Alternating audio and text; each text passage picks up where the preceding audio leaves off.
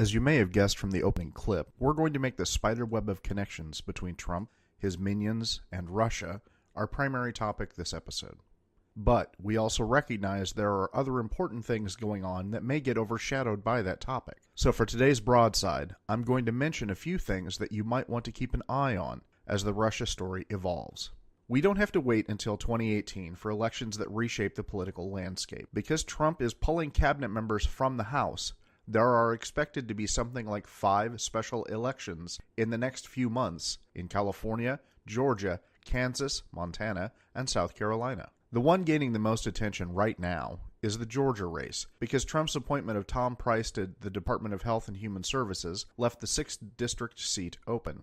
It's, as one expects, a red seat, but Trump barely carried it in the general election and lost in the primary to Rubio. 538 describes this as, quote, our first real test of whether Democrats can make inroads into traditionally red districts that were wary of Trump, end quote. If Jon Ossoff, who's the favored Democrat, can make even a good showing, it can give us some hope that we can flip the balance of power. It's also likely that Trump's approval rating can have an impact on this race. And as we've pointed out, his approval rating, aside from a slight bump after his first joint address to Congress, seems likely to continue to fall as he flounders in a sea of scandal and stupidity. We encourage you to look further at the candidates in these upcoming races and throw them support if you can. If we need to resist one seat at a time, we can, and we will. Speaking of Trump's joint address to Congress, in reviewing the text of it for the Broadside, I noticed that 1, he spent a lot of time filleting himself. 2, he spent a lot of time saying the same shit he's been saying since his campaign.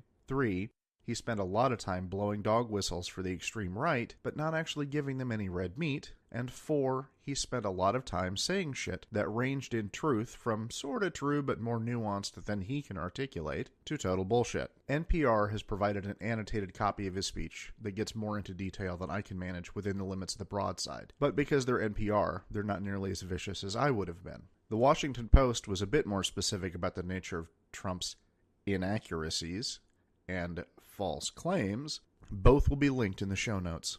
One of my biggest issues with this speech is the number of people, conservative and liberal, that praised the fact that he managed to get through a speech someone else wrote, that he read from a teleprompter, and that contained virtually nothing of substance, somehow made him presidential. Given the vocal opponents of participation trophies, it's hard to take the praise seriously. He probably shouldn't get brownie points just for not saying something grossly stupid during a prepared statement. For fuck's sake, if your dog routinely tears up your house and shits on your couch, he probably doesn't get a doggy treat for not doing it when you've got him kenneled. As expected, his presidential speech did skyrocket his approval rating from 42% on February 27th all the way up to 43% on March 1st. Now, his disapproval rating did drop from 54% on February 27th all the way down to 51%. So I guess he has that going for him. Why is this important? Aside from further demonstrating what we've said about nobody liking the guy, it provides further evidence that he doesn't measure up to even the weakest of the modern presidents. Feel free to check out the first addresses of the last 5 presidents. We'll have a link in the notes. Obama, on the week of his first address, February 24th of 2009, was 64% approval, 23% disapproval. W, in the weeks around his first address, was around 62-63% approval and 21-22% disapproval. Bill Clinton, in the week following his address, was 59 and 29. Gallup didn't break down George H.W. Bush or Reagan by date range, but their average approvals were approximately 61% and 53%, respectively. So to reiterate, people still don't like this fucking guy, even after he gave his first big boy speech. Speaking of not liking the guy, Iowa's own Governor Terry Branstad has indicated that the failure of his bid to remove licensure requirements for social workers, mental health therapists, and other professionals to even advance out of committee shouldn't be seen as a reason to stop trying. After all, why should we burden the people who deal with the most vulnerable Iowans with silly requirements for education, training, or experience? The response to his proposed House bill was so negative that Representative Bobby Kaufman, a Republican from Wilton, literally tore up the bill in the subcommittee meeting, saying, quote, "There is zero appetite in the state for removing licensure. There is zero appetite for that to appear in an amendment or to reappear in any sort of other bill the rest of the session." End quote.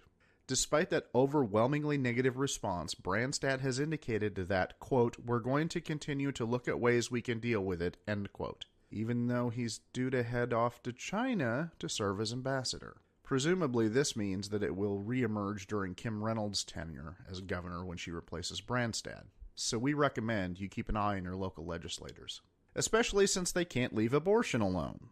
Despite the justifiable defeat of a Life Begins at Conception bill, Senate File 53, which prohibits most abortions after 20 weeks, cleared the Human Resources Committee with a vote of 9-3. We'll include an image of the ballot so you know who voted aye on it. It's not clear if it has enough support to pass both the House and Senate, so we recommend you contact your local legislators to give them your opinion on their interference in private sexual decisions, particularly if they're the party of small government. And a special update. As I was prepping this broadside, Trump rolled out his revised Muslim ban executive order, which is initially notable for dropping Iraq from the enemies list. As one reads through it further, we find that it's basically written with the intent of addressing criticism of the previous ban and presumably heading off any further litigation by, well, takesies-backsies.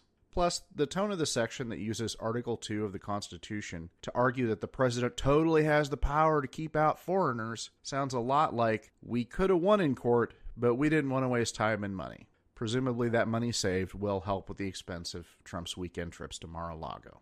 There's no end of shit to keep track of with this administration. Hell, as we were prepping to record this podcast, they unleashed their, quote, plan to replace Obamacare. We'll have more specifics after we've had time to examine it more closely, but as near as we can tell from first glance, the two biggest issues are, 1, without the mandate, there's no money, and 2, unless you're young, healthy, and wealthy, you're fucked.